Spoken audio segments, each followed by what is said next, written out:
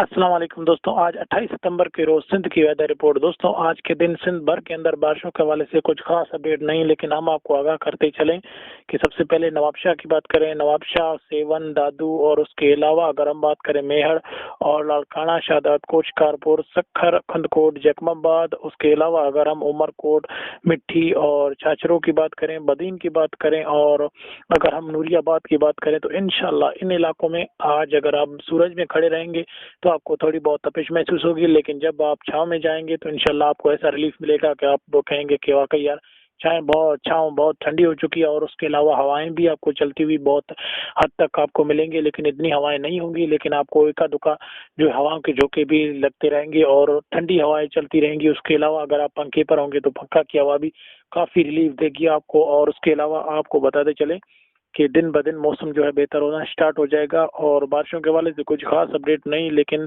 अगर हम ठट्ठा, उसके गारो, कराची और मजीद बलूचिस्तान के नज़दीकी इलाके जो कि नज़दीकी हैं वहाँ पर जो है आज आपको बादल देखने को मिलेंगे, लेकिन मजीद कोई खास एक्टिविटी नहीं।